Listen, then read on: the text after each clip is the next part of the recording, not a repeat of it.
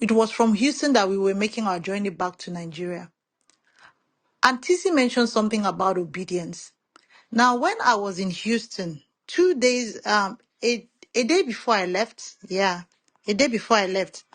So we belong to this awesome community, the Catalyst community, Be Transformed Tribe community of OLCA. So whenever someone happens to be in town, you meet up with your other community of the Catalyst and you hang out.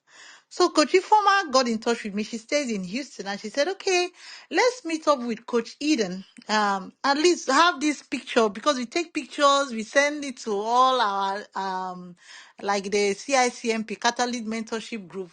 So we said, okay, and I said, finally, I'm going to take a picture with Coach Eden. I was seeing Coach Eden for the first time, even after knowing her for so many years. And then Ifoma comes to pick me, and Ifoma was so fantastic to us in my family. She brought this cooler of rice and everything. So she came to pick me that day. And we were driving to meet Coach Eden when the Lord said to me, he said, when you see Coach Eden, kneel down and tell her to bless you. And I said, okay, fine. So we drove, and I was thinking we were going to meet Coach Eden in Coach Eden's house, so that I would kneel down and, tell her to bless me.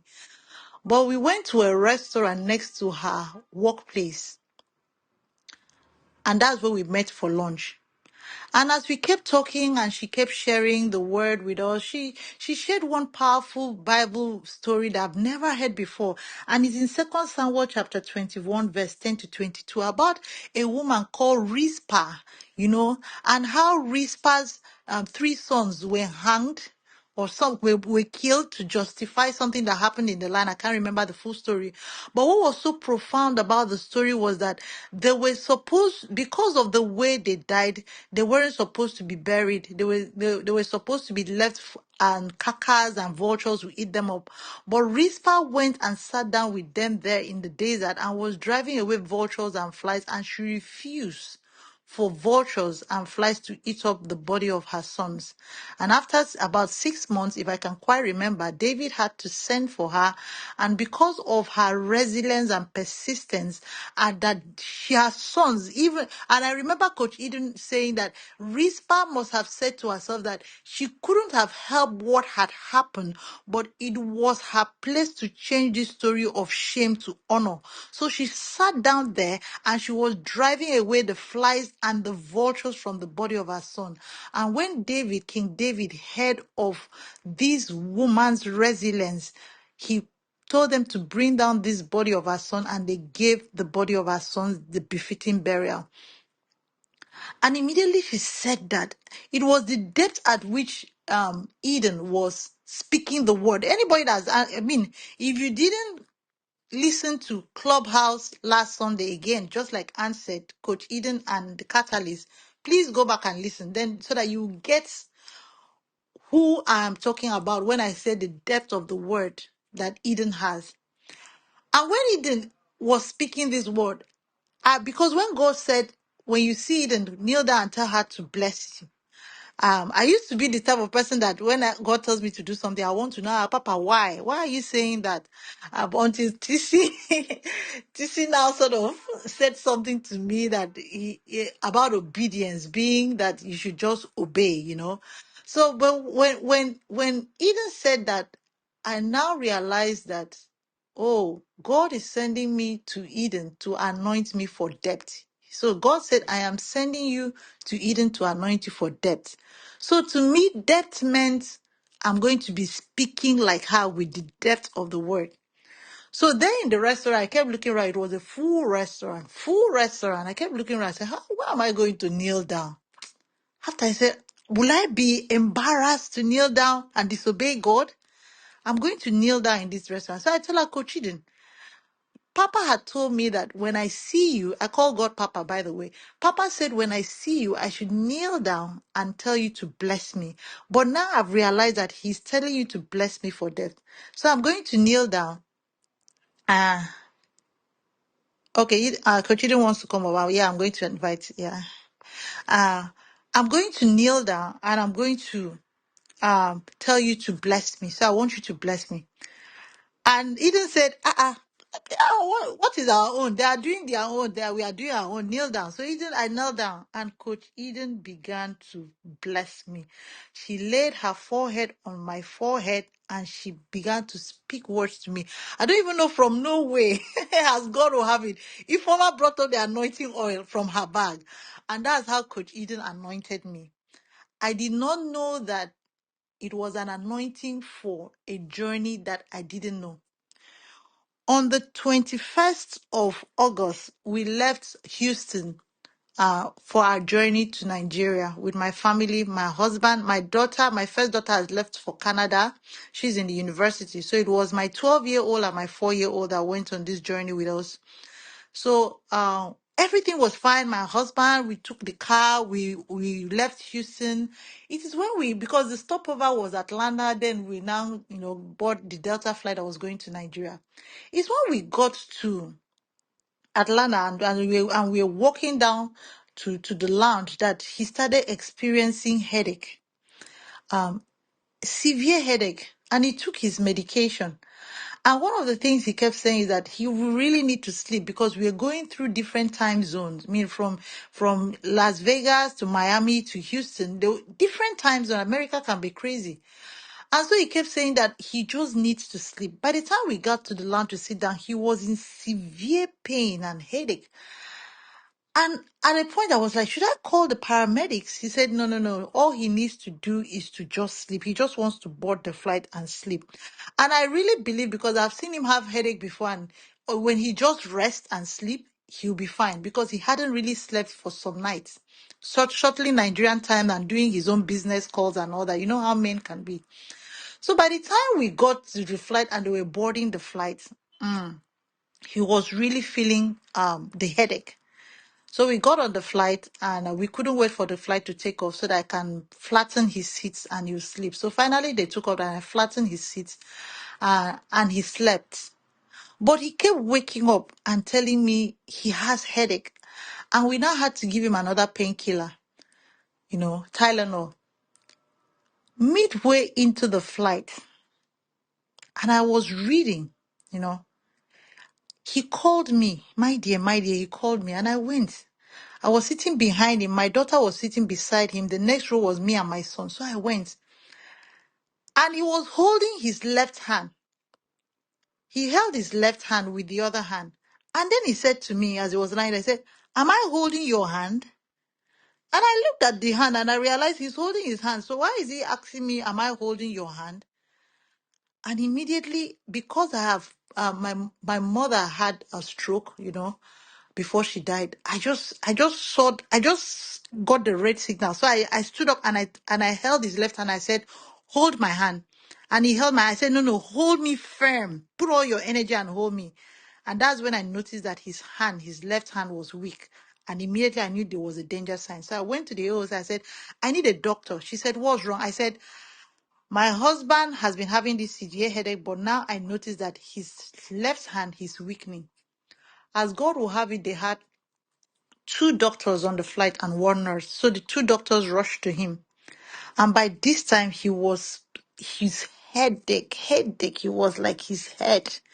So they asked me for his blood pressure medication. What does he take? I got to his bag.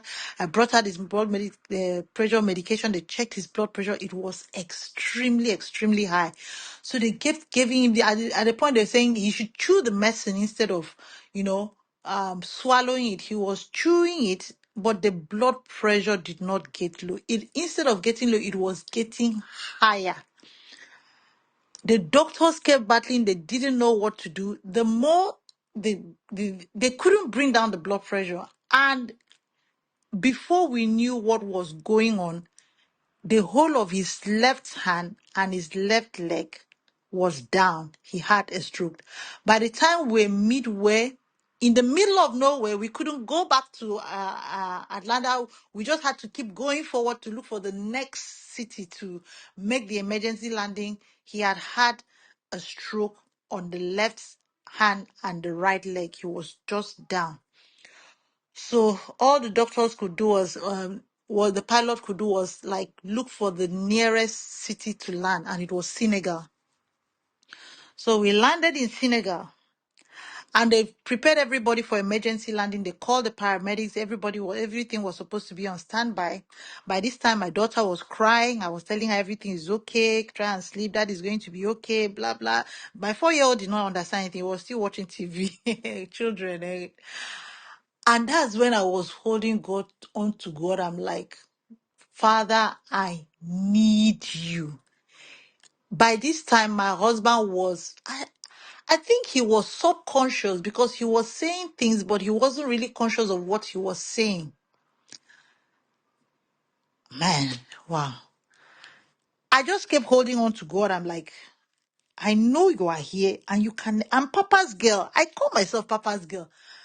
Everybody in the flight started praying. Everybody was looking at me with pity, but I just kept holding on to God. Wow. So we sat down and they said they're going to make the emergency landing. And I had to sit down beside him. And when I sat down beside him, the next thing he stood up, he said he wants to go and ease himself. I said, no, you can't ease yourself. We're about to land. He said he wants to go and ease himself. I tell you, look, I didn't want to tell him that he had a stroke because the man didn't even know he had a stroke. All he wanted to do is stand up. And then the flight landed. Maybe it was the way the flight descended, but this man went into serious convulsion. He started convulsing and foaming in the mouth. I remember jumping from my own side of the partition of the flight to his own side, and I was holding it and I was just screaming, Jesus, Jesus. I was thinking he was going to die because he was convulsing seriously. The more the flight was making that noise of landing, the more he was convulsing seriously.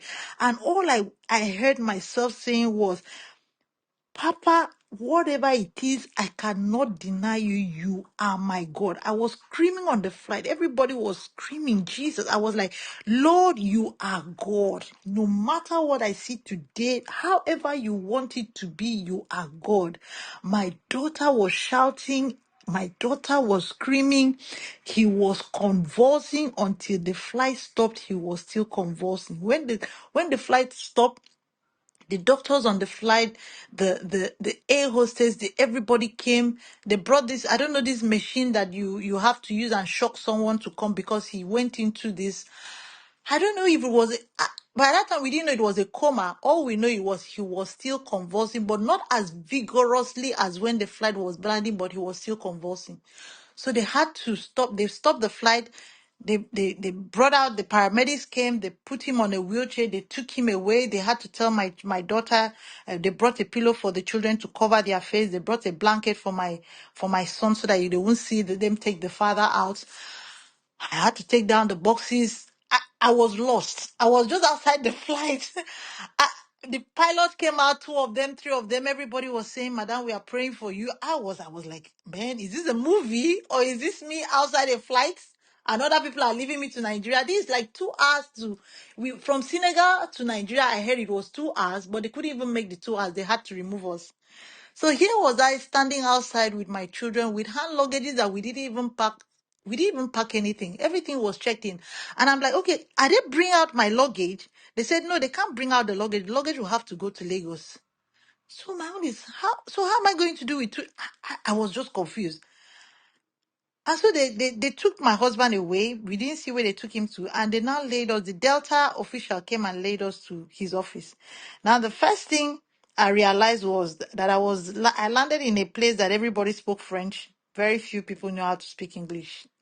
So communication was not there. But this Delta officer at least knew a little bit of English. And so we waited for the ambulance. I told them to take my children and at this time they took him to the emergency room in the airport.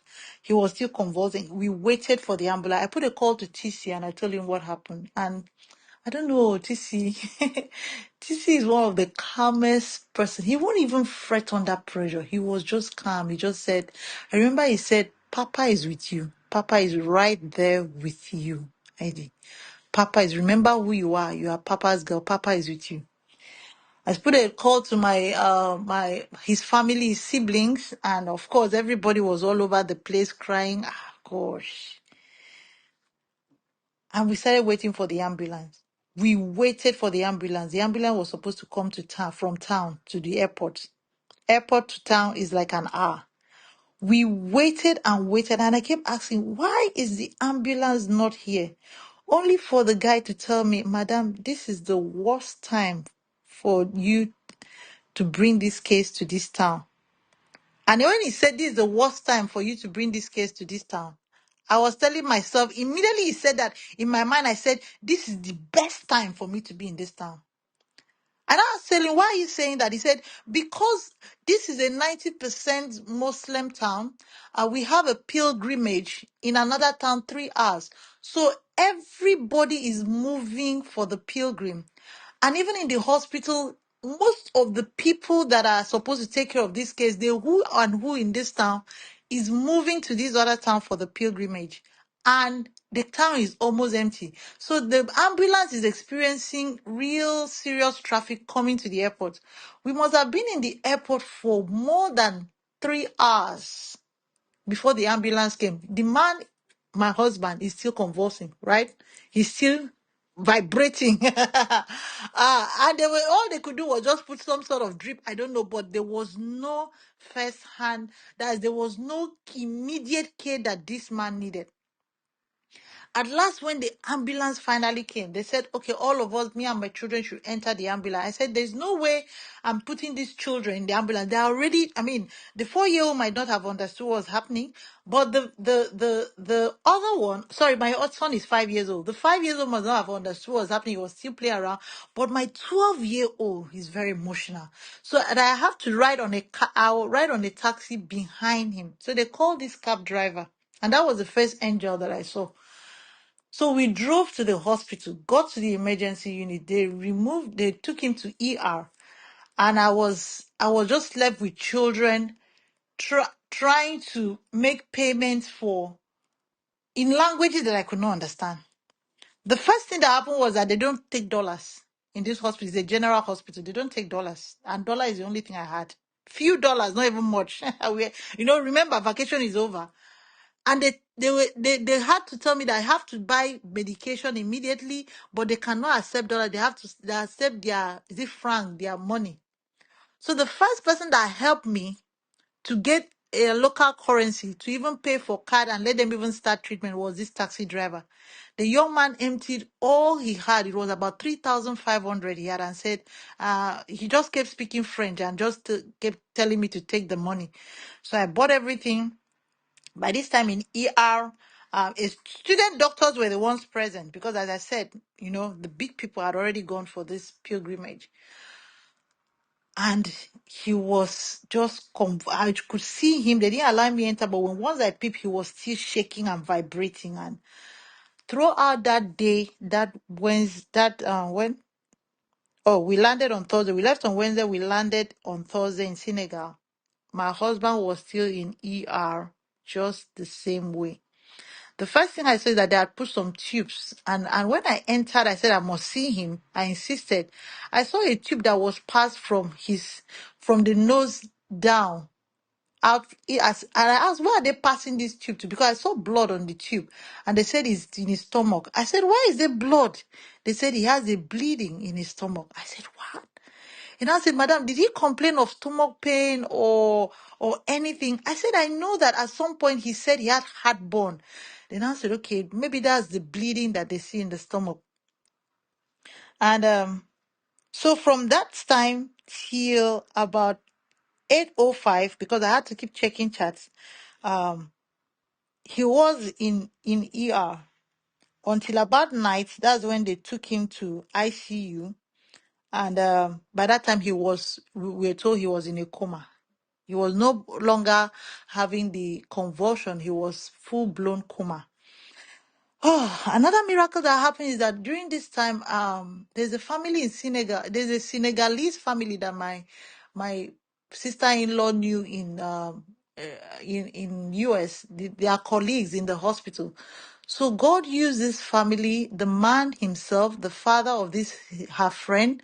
He has an Airbnb here in Senegal. So the thing that the man did was to tell me and my children to go to his Airbnb, where his family also stays, and they put us in this 2-room apartment. Miracle number 2, the man has been telling us to stay here all that while, and we are not supposed to pay a dime. And these are Muslims. So God can use, that's why it's good to love everybody. So these people took us into their apartment, full nice apartment with AC, Wi-Fi, and we are not supposed to pay anything. So, and I was so grateful because I was thinking, I can't leave my children in the hotel room and keep going to the hospital. I needed some way that at least they have people. So they brought us into this apartment, and the wife now came to stay with the children. And so I was shuttling the hospital, and the apartment. And another thing with the general hospital, you don't deposit Africa. We know we are very, you don't deposit money for everything they need you to give to him. You have to go and get it at the pharmacy and give it to them. So every time I have to run to the apartment, check on the children, then run to the hospital if they call me so that I can give them money to buy something, or I can go and buy it myself. I'm like, can I deposit some money? He said, no, madam, you have to be present. Every time we want something, you have to. So the first day of Thursday, my mind was everywhere. All I was thinking of, why did it happen? What could I have done? Why is this happening to me? I started seeing myself. Am I going to be a widow? Am I going to, I left my house with my children. Am I going to go back? I can't even change car tires. I don't even know where. My mind was all over the place, as in, everywhere, but so I'm in between trying to hold on to faith with the negative reports. I'm looking at him through the windows in the ICU. They didn't allow me to get in. I'm peeping through the window where they said I could peep, and he's on all sorts of machines. There's tube in his nose, there's tube in his mouth, there's tubes in his hand. Oh my God, everywhere. All the thing the machine was doing was to keep him breathing. He was on oxygen, he couldn't breathe by himself. So Thursday, I was all over the place. And TC just kept calling me. I thank God for everyone. It's good to belong to a prayer group, to a community. I had my group. Oh, when Zeal is saying you have to be prepared, not, crisis doesn't have to meet you while you can't prepare in times of crisis. You have to be prepared. Before this time, God had introduced me to the catalyst. God had introduced me to all the courses in OLCA. God had introduced me. We just started the Catalyst School of Futurists. I have been mentored on a spiritual journey. I was on a spiritual journey. I and 6 other people were on a spiritual journey with the Catalyst for the past 2 years before he even started this Catalyst School of Futurists. So I had been armed by my mentor. I was an Esther in the hand of a Mordecai who had armed and prepared me for a Kairos time like this. And guess what? There is a book that we're reading in the Catalyst School of Futurists. And for those of us that are in the Catalyst School of Futurists, we know the book is Spiritual Timing, Descending the Seasons of Change in the Realm of the Spirit. So that was one of the books that I was holding on to and reading at that time. But on Thursday, my mind was all over the place. Then on Friday morning, Aderonke put a call in our little prayer group that we had. And everybody joined the prayer group. The catalyst joined the prayer group. I will never forget what TC said. He said something and it resets my mind. And I forgot to add that when we landed Senegal, the word I heard from God was land of miracle. So when God said land of miracle, I stopped calling it Senegal. In my head, I was saying, I'm in the land of miracle. So on Friday morning, we had this prayer call that, it's good to have people around you that are on your spiritual. If you don't have, I'm not talking about your church members. I'm not talking about your church. Have this group of people that, you pray together, you fellowship together, a tight little group of people that when something happens, or even if nothing happens, or even if you're in a space of sharing something, because I had them, oh my God, they were my lions. They rode for me on Friday morning. And then TC said something to me. He read James in that whole prayer setting. TC read James chapter 1, verse 2 to 3 said, My brethren, count it all joy when you fall into various trials, knowing that the testing of your faith produces patience. Then he said something in that prayer meeting. He said, Remember that your thoughts and imaginations are prayers. Be careful. Those two words reset my brain. The first thing that happened to me was I was saying to myself, Heidi, you have to know that everything you think now is a petition. Everything that you think or imagine is a prayer. So I began to change my thoughts. I began to change my imagination to exactly what I want. And then I stopped seeing the situation as, oh, my husband is sick and I'm trapped in Senegal in a land I don't know anybody or any language. I saw myself as I am in an institution. I saw myself as that I am in an institution. And I began to call this experience University of Absolute Trust. And I told myself that I'm going to graduate from this university with double honors. So I changed it from a problem to a university. I could see myself graduating and wearing my graduation robe and going back to my mentor, the catalyst, to tell him, sir, I have graduated. I changed the way, and when I changed the way I looked at this situation, it began to change. And then, and when I went to the hospital, and they told me that he said the doctor said he's in a coma, but we do not know when he will wake up. And that was on Friday morning, right after the prayers. He said he's in a coma. We don't know when he'll wake up. We just have to. All we have to do is to do all we can to sustain him. And he's in a coma. But let's just hope that he'll wake up. We don't know when he'll wake up. Then Collins. Then I sent a text to the prayer group where we all belong. And let me read out what I sent because it's so important what you say. I told them I was at the hospital. He's in a deep sleep while Papa is doing his work. That's what I have chosen to call the coma. Doctors don't know when he will wake up, but that's fine. Adam woke up when God completed his work on him. He's in ICU and I'm not allowed to go in. I just look through the window when they open it for me. God is at work. These people speak very little English, so it is a bit difficult to communicate. God is giving me wisdom and all the help I need. This is my University of Absolute Trust, and I intend to graduate with honors. I posted that, because one thing is to have faith, but you have to say it, because sometimes you have it, but you have to say it.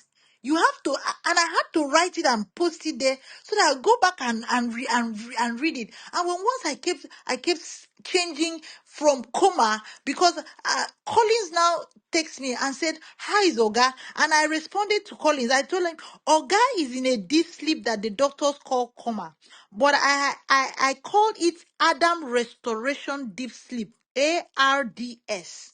He will wake up when Papa perfects all healing soon." I sent Collins this text. I posted on the group about my University of Absolute Trust by 12:20 p.m. I posted this message on RDSP, Adam Restoration Deep Sleep, which I chose to call the coma. I posted it to Collins by 2:49 p.m. And when I had posted to Collins, the next thing I sent a text to TC. I said, Oga, I said, Oga, send me work. I have to work. Because, if you don't, I am a person of purpose. I work with the catalyst to transform lives and minds. And if you work with TC, we work every day. There's something this man is always bringing. He's always bringing up a program. There's always something that we are doing. And for how many days I wasn't doing anything. And I knew that if I wasn't in my place of purpose, executing my assignment, my mind would divert. So I told my boss, sir, can you send me work? I need to work. I'm not complete without fulfilling my purpose. I now told Collins, oh yeah, Collins, send me work. I while this man, because I knew that he was in Adam restore a deep sleep of Adam, a restoration sleep of Adam. I wanted him to sleep while God was working on him. And during the morning prayers, this team of prophets led by the catalyst had entered they entered the hospital ICU room in the spiritual realm and surrounded my husband, and they began to stretch out their healing hands upon him.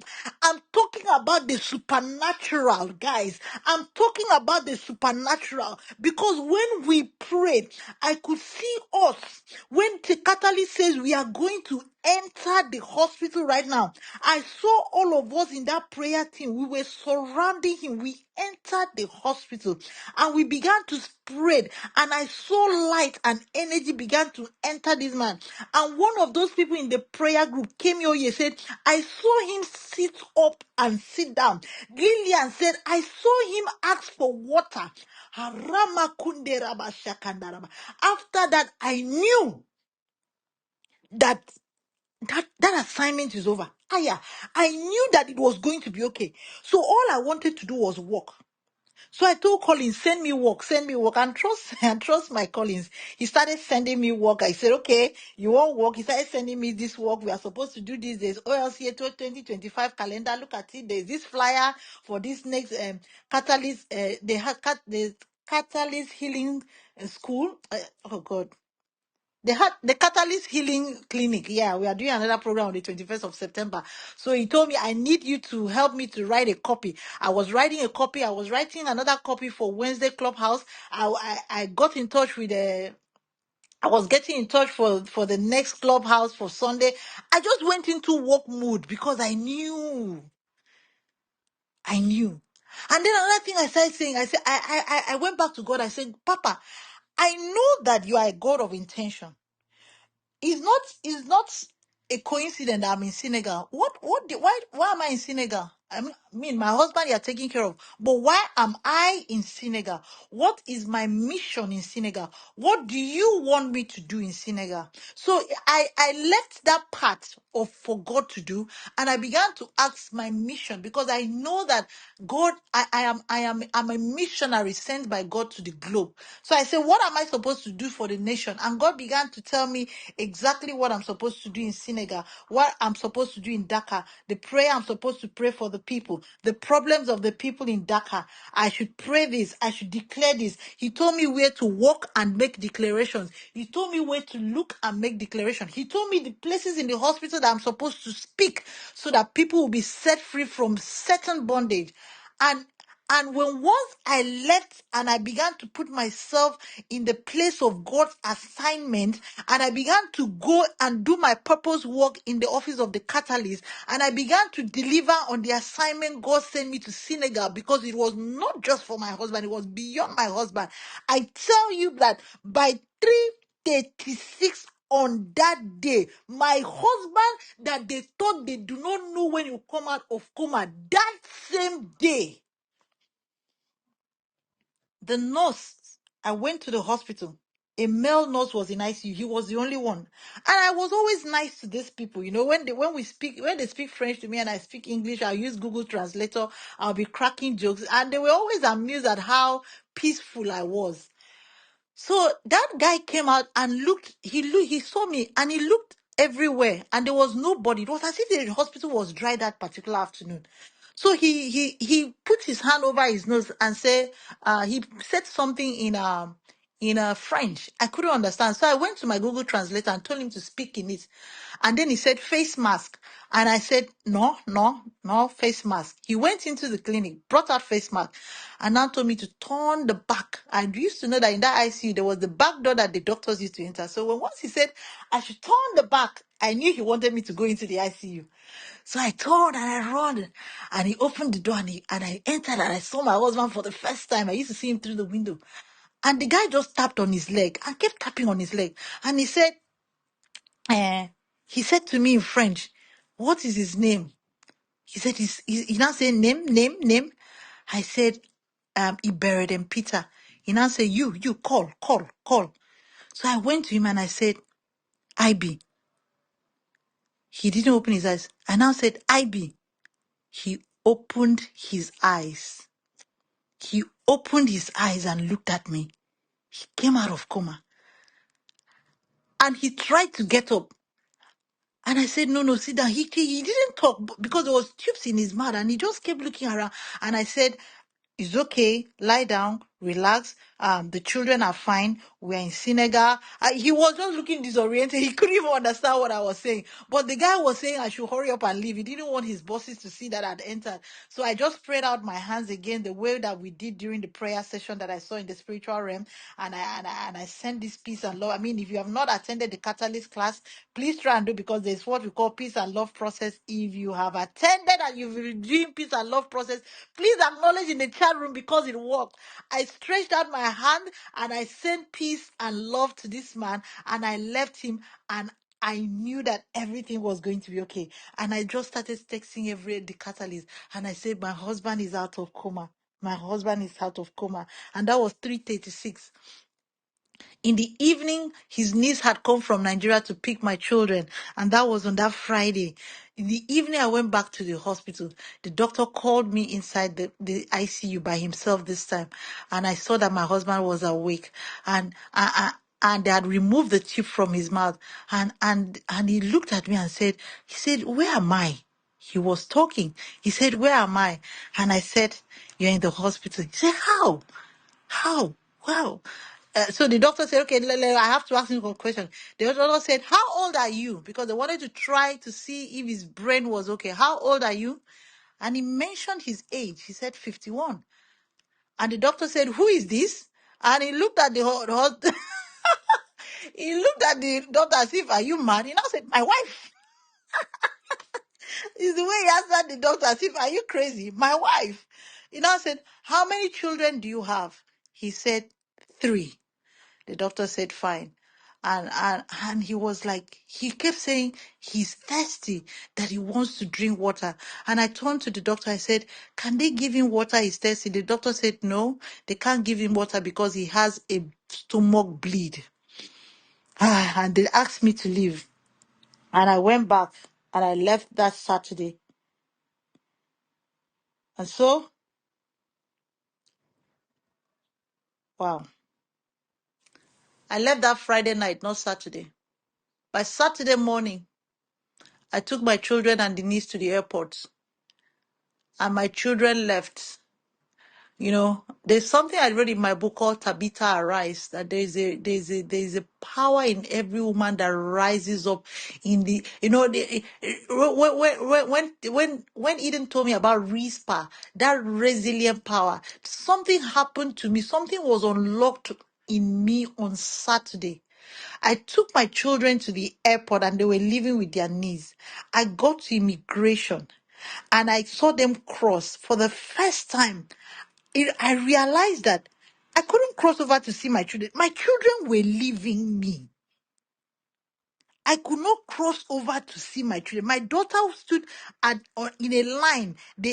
I couldn't cross. She was crying and looking at me and trying to be strong for her younger brother. My husband's niece was holding her, and they were taking my children from me. I got into the taxi back to town, to the hospital, and I broke down. I remember calling Ronke, and Ronke was like, Heidi, we are with you. Remember, we are holding you in the circle. TC is with you. We are holding. I could feel the energy of these people holding me, and I just stopped crying. I started reading the book. I started reading this particular book that were given to us in the Catalyst School of Futurists. Now, this was Saturday. That particular evening, there was supposed to be a session, you know, with the Catalyst School of Futurists with TC that evening. But that morning, when Ronke was telling me, remember, we are with you, we are holding you, we are hugging you, I could feel this group of people that have been on a spiritual journey with the Catalyst for the last 2 years. I could feel them hug me. Power came into me. I took out this book from the Catalyst School of Future that we are assigned to read for the week, and I read it, and something rose in me, and I said to the devil and whatsoever, I didn't care. I said, I came to this town with my husband and my children, and you think that you can take my children from me? You think that I can leave my husband? You think that I can return to this town alone? And that's when I heard Coach Eden's voice. Not on my watch. Not on my watch. My Tabitha rose. And I said to myself, I sent a text to Ronke. I said, again, I said, Ronke, you see this university that I am in. I am not even playing. I am going to graduate with double honors, and I mean it. And I sent a text to the catalyst, and I said to him, I am the daughter of I am. I am the flaming lion. I am Papa's girl. And TC affirmed this with me. And after that time, I was no longer the same. Something in me broke. That is when I began to experience the supernatural. I went to the clinic and they said, okay, we are going to take him to a private hospital. We need to run tests. We need to, they said, and meanwhile, let me tell you people, when he woke up from coma, the stroke had left. That was the first miracle. After he woke up from coma, there was no sign of stroke. He was completely healed from stroke. So he woke up without stroke, lifting his leg and his hands as if nothing happened.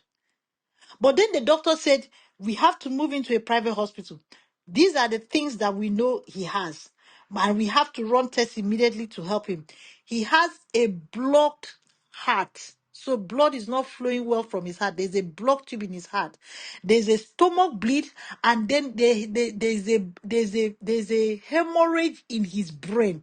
That is a little wonder that he could even remember anything. But they have to deal with the heart first. The heart was the immediate thing. So they moved him in an ambulance to this private clinic. And when I got there, my husband kept asking, oh, please, if you needed to see a man beg for water. He kept telling me, please, just small water. Can they give me small water? And I looked at the doctor and I said, no, we cannot give him water. He will continue to be on drip. He has a stomach bleed. But first, let's take this heart. And they gave me this big bill. And they said to me, Madam, we are going to, and the good thing about Senegal is that, sorry, this is taking long, but I have to tell you people something.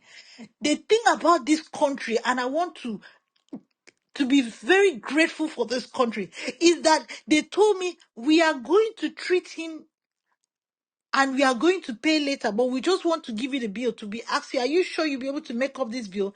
Then they gave me the bill and I said, okay, I'm going to pay this bill. I'm going to call my people in America to send me money. There was a way they were sending me money. They said, okay. And they went ahead to treat. They didn't wait for me to pay. They went ahead to do him this scan. And they said, okay, we are going to have this scan to ascertain where the blockage is. And immediately we are going to do a procedure so that they can, immediately unblock this heart, which was very, very dangerous for his life as at that time. So they wheeled him to go and do this, examination or test or whatever, scan. And I'm sitting at the reception when the Holy Spirit said to me, what is in your hand?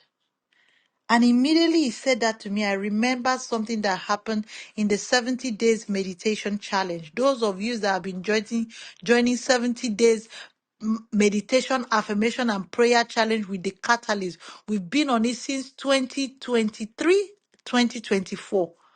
No, we've done 2022, 2023, and 2024, if I'm here.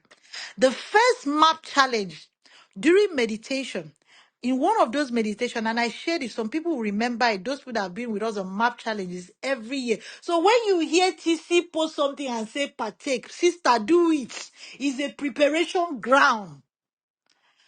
During that map meditation, when he was taking us through meditation, in one of those meditations, I went into this rose garden that he takes us during the meditation. Please, if I'm sounding gibberish, is okay. The people that know will know because they've joined MAP. That's why you have to do these things. So I went into this rose garden, and normally my rose garden is always full of flowers, everything. There's always a fountain, and everything is looking nice. But this particular mapped day during our meditation, I went into the rose garden, and everything was dead. I saw dead flower. The fountain was dry. Everything, and in that mood of meditation, I was looking around this rose garden.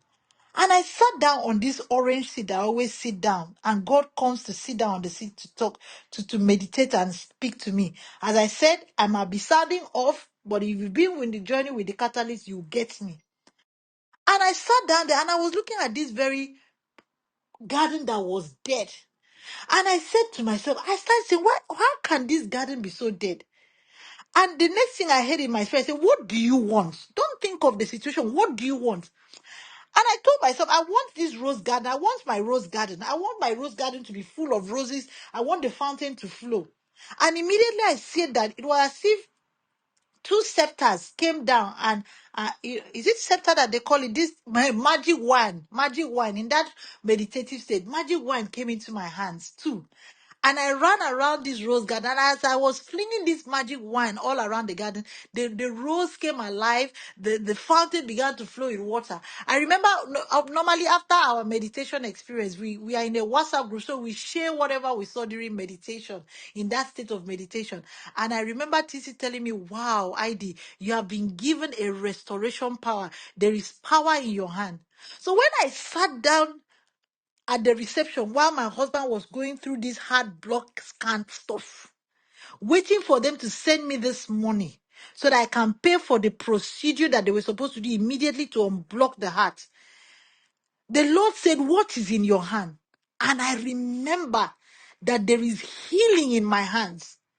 And he said to me, daughter of I am, get into your husband's body and bring out his heart. I am talking about the supernatural today. That when they say Ezekiel spoke to the dry bones, it's still happening. We are in the Kairos seasons of signs and wonders. I sat down at the reception and I closed my eyes and I put my hand in that spirit realm and I brought out this man's heart. I could feel it. And he said, place it on your laps. And I kept it on my laps. If this is sounding gibberish to you, then you have to know that your walk with the Lord has to go beyond the natural, because there's something like the supernatural that is prepared to the people that are prepared to walk in the extraordinary. And when I brought out his heart and put it on my laps, he said, rub your hands the way the catalyst does. If you are in the class, you see TC sometimes rubs his hand when he wants to send down peace and love. So I rubbed my hands together. And he said, you don't understand. I want you to rub your hands as if the fire is going to come out of your hand. And I started rubbing my two hands together vigorously. The people at the reception started looking at me as if I was crazy. At this point, I was, even I already spoke about RISPA. Which woman sits down and be driving cups of vultures and flies from dead bodies for 6 months? I was not in the place to look good. I was in the place to take my husband back to Nigeria. I rubbed my hands as a crazy woman. And when I felt the fire in my hand, he said, place it on the heart. And I stretched my hands over my laps. I'm sure people were thinking I'm crazy. And I could feel the heat begin to pump this heart. I mean, this is invisible but visible to me. And he said, rub your hands together again. And I rubbed my hands vigorously together. And I laid it on this heart on my laps. And I could feel the heart began to pump again. And he said, daughter of I am, take this heart and place it back in his heart. And I took the heart and I placed it back in his heart. And he said to me, don't you have a class to attend this evening? Go and attend your class. I left the hospital and I went back to the hotel room. By the time the place was quiet, and I opened my laptop and I sat down at the session of the Catalyst School of Futurists and I delivered the welcome address as if nothing had happened. I stayed till the end of the class. TC was teaching and I was learning. When I finished the class, I closed my laptop. And by that time, they had already sent the money. And I took the bag of money to the hospital. I went with one Muslim girl, Amina. And we got to the hospital. This was about 10 p.m. And the hospital was dry. Nobody at the reception. I started looking for the doctors. Nobody. I was wondering, where did they keep this, my husband? Have they finished? I'm bringing money for procedure. Where do I start? There's nobody in the hospital. Then I heard, Doctor of I am, take your left, go to the other room. I entered the room. And what I saw shocked me. I heard a man. He was sitting down on a seat. And he was eating chicken with salad and drinking water and gisting with a nurse. I looked at this man and he was with my husband. And he looked at me. I said, I looked at the nurse. I said, I don't understand. They said he shouldn't drink water because of stomach bleed. Why is he eating chicken? Are karaba, rubo, soke, daraba. And drinking not glass of water. The man was gulping big water. The man said, no problem. I said, no problem, how? I said, heart test? He said, no, clean. No, not heart, good, heart, good. I said, heart, good? He said, heart, good, no problem. I said, stomach bleed? He said, no bleed. No bleed?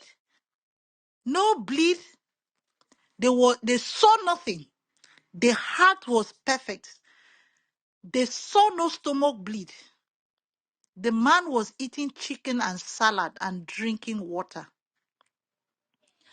So who can say that there is no God? That's why I said that I read something that was Haraba Sukerebo Shikaba, Ramari Kandaraba. And then they said he should lie down on the bed. And he stood up and walked to the bed and laid down. And I'm telling you that, when God told me, one of those days he told me about Shadrach, Meshach, and Abednego when he was ministering to me. And he said, he's going to come out. There will be no smoke. There will be no, they said there was no smoke, evidence of smoke. And that's what happened to my husband. There's no evidence. The next day we went for MIR. They could see nothing in the brain. He was healed.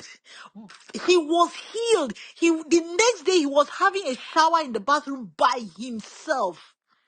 We went for the last medical checkup just to standard procedures yesterday, and there is nothing. And so I just come to tell you today